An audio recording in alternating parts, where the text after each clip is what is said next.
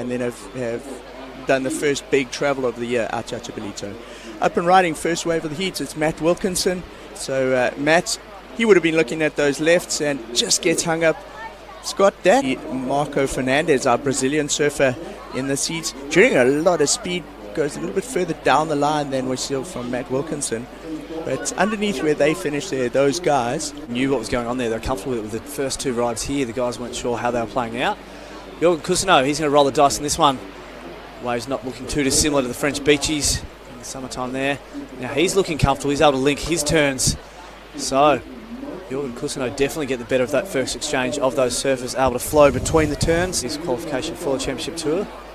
You see him opening his account here. Love how compressed and low Connor gets. Generates so much speed on that backhand.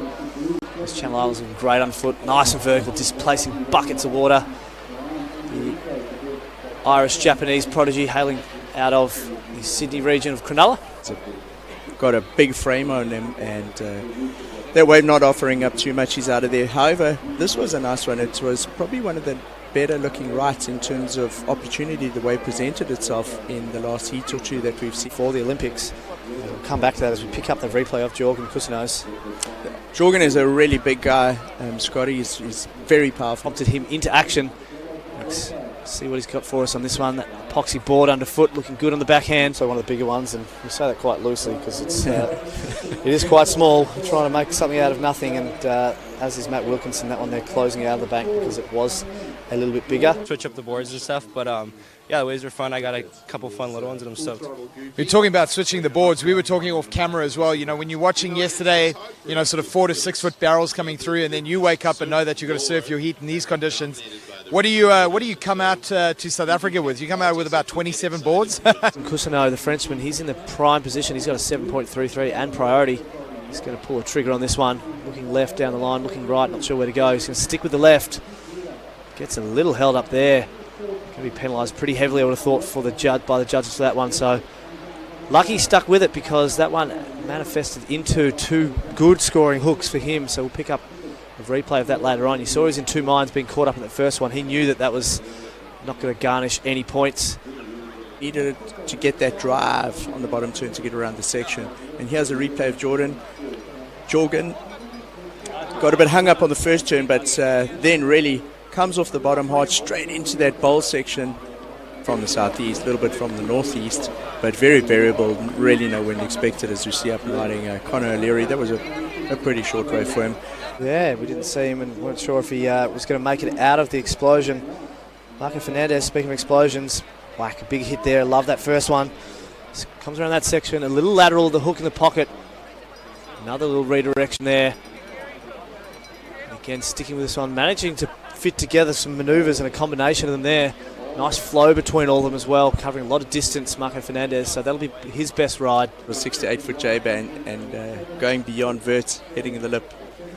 Speaking of hitting lip, this is M.Fernandez, a replay of his last one. 7.67, the judges awarding this one, so they loved it. Coming around that section, lovely little hook, the combination of manoeuvres, gets over that little bumpy section. Hook it in the pocket there, so 7.67 for that one, so that's the highest wave score. They look very similar, but technically each one of those was actually quite different. As we see up and riding Jorgann, big guy, big like Jordy Smith, yet he has got an air game in his arsenal of tricks for boardies. All right, M.Fernandez here, he wanted to back up that 7.67 to keep that second place alive. Lovely little pop, good rotation, good trajectory on that one. A little soft maybe, a little slow, quite a functional manoeuvre, so we'll see how that pans out in the minds of the panel of esteemed judges. Here is a man who expected so much from just not able to find anything. Matty Wilco, that's better. Wow. That's kind of what we've come to expect from Matt. Continue on with that one. The fellow Australian on his backhand, Conor O'Leary, been really quiet lately.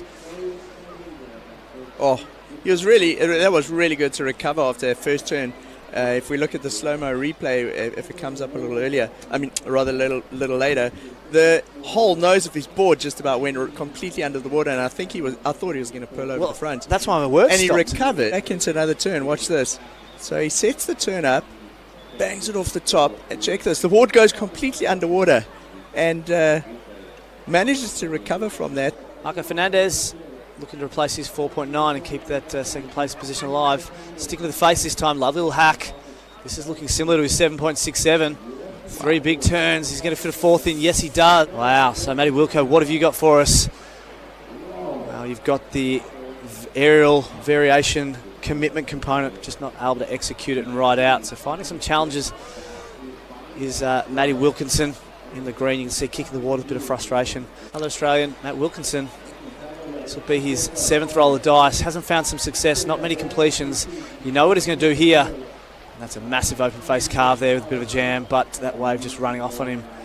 M.Fernandez, well, he can surf with a lot more vigour, be a lot more relaxed here, and you can see him pulling out, trying to get himself that priority over Matty Wilco. The heat's coming up. Well, speaking of coming up, Connor O'Leary.